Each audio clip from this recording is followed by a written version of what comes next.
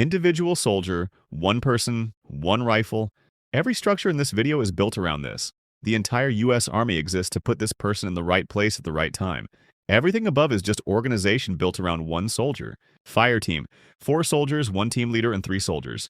Each has a role: automatic rifleman, grenadier, rifleman. The team leader runs all 3 as one unit. 4 is not random. In the chaos of a firefight, a leader can track 4 people, not 10, not 20, 4. Beyond that, control breaks down. In Fallujah 2004, American forces cleared over 1,000 buildings. Every single one started at fire team level. The fire team is the atom. Everything above is built from this section.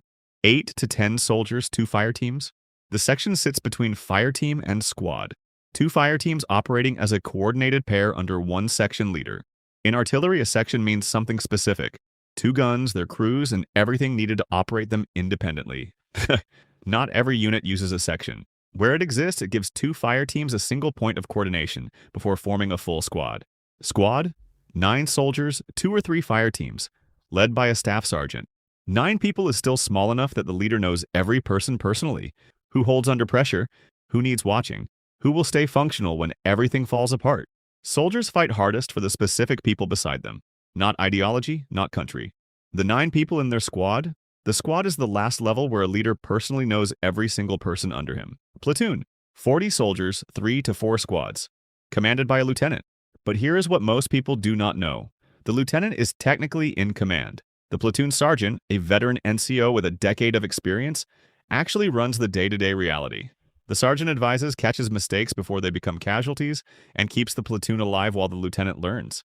At 40 soldiers, the lieutenant cannot personally know every man. He manages through his squad leaders. The platoon is where leading through other people begins. That skill is what every level above demands in increasing measure. 180 soldiers, 3 to 5 platoons. Commanded by a captain, same level, different branch, different name. Company, infantry, battery, artillery. 6 to 8 howitzers and their crews.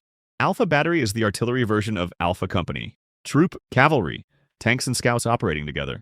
Bravo troop is the cavalry version of Bravo company. For the first time, the commander has a dedicated support structure. A first sergeant managing personnel. A supply sergeant managing equipment. A medic attached. At 180 people, the paperwork alone becomes a full-time job. The captain is the last officer in this hierarchy who goes to the field personally alongside his soldiers. Battalion, 800 soldiers, 3 to 5 companies. Commanded by a lieutenant colonel. Same level. Different branch, different name. Battalion, infantry, and most branches. Squadron, cavalry. An armored cavalry squadron contains troops of tanks and scouts under a lieutenant colonel. This is where command fundamentally changes. At 800 soldiers, the commander cannot be everywhere. He stops directing action and starts setting intent. What needs to be achieved and why? His subordinate commanders figure out how a dedicated staff appears for the first time. Officers assigned specifically to operations, intelligence, logistics, personnel.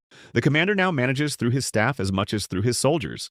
Above the squad, the leader stops commanding people. He starts commanding organizations. Regiment, 2,000 to 5,000 soldiers. Multiple battalions. Commanded by a colonel.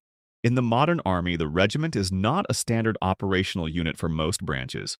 Brigades replaced it as the primary fighting formation, but regiments still exist as the organizational home of specific units. The 75th Ranger Regiment, cavalry regiments carrying deep historical lineage. The regiment is where unit identity lives strongest. The history, the lineage, the pride that runs deeper than any organizational chart. Brigade, 3,500 soldiers, multiple battalions. Commanded by a colonel, the brigade combat team is the standard deployable unit of the modern U.S. Army. Below brigade, every unit needs external support to survive. A company runs out of ammunition in days. A battalion lacks its own artillery. Above brigade level, a unit has everything built in. Organic artillery, engineers, military intelligence, a logistics battalion that sustains the force independently. When the U.S. Army deploys today, the brigade combat team is what goes. Entire provinces in Iraq were the responsibility of one brigade of 3,500 soldiers. The brigade is where the army stops being a collection of smaller units and starts being a self-sustaining force. Division, 15,000 soldiers, multiple brigades, commanded by a major general. The division is a complete military machine. Infantry, armor, artillery, attack helicopters, engineers, signal, intelligence, medical, logistics. Everything needed for sustained independent operations across a large area is present. The Major General is not directing firefights. He is managing 15,000 people across hundreds of square miles, balancing competing brigade needs, planning operations weeks out while today's battle is still running. On D-Day, the 1st Infantry Division landed at Omaha Beach. One division, one beach. The coordination required to put thousands of soldiers onto a defended shoreline simultaneously could only exist at this level. The division is where military command becomes genuinely complex. Corps, 45,000 soldiers, multiple divisions, commanded by a lieutenant general. The corps commander is fighting today's battle and planning next week's simultaneously. He coordinates with Air Force and Navy commanders. He manages allied forces and host nation relationships. His headquarters has hundreds of staff officers processing intelligence, planning operations, and managing logistics chains stretching hundreds of miles back to ports and airfields. In Desert Storm 1991, 7 Corps executed the left hook into Iraq. 7 divisions, 500 tanks, 200 miles in 100 hours. Iraq's Republican Guard destroyed. The Corps is where tactical warfare ends and operational warfare begins. Field Army, 100,000 plus soldiers, multiple corps. Commanded by a 4-star general, tactical decisions have been entirely delegated downward. The Field Army commander manages campaigns, not battles. Which corps moves first? Where logistics concentrate? How to sustain a force consuming thousands of tons of fuel and ammunition every day. Patton's 3rd Army covered more ground faster than any army in history racing across France in 1944. Not because of superior firepower, because of logistics managed at Field Army level. At Field Army, the war is a supply chain problem as much as a military one. Army Group, 400,000 plus soldiers, multiple field armies, commanded by a 4-star general, only activated in the largest conflicts in history. In World War II, General Omar Bradley commanded the 12th Army Group, Patton's 3rd Army and Hodges' 1st Army operating simultaneously across a front, spanning from the English Channel to the Swiss border. The decisions made at Army Group level in 1944 determined where American forces stopped and what territory was left for Soviet forces from the east. Those decisions shaped the map of Europe for the next 50 years. At Army Group, the line between military command and political decision disappears entirely. Theater command.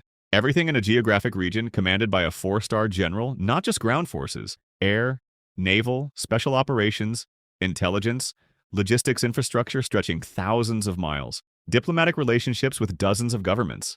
Eisenhower in 1944 was a theater commander.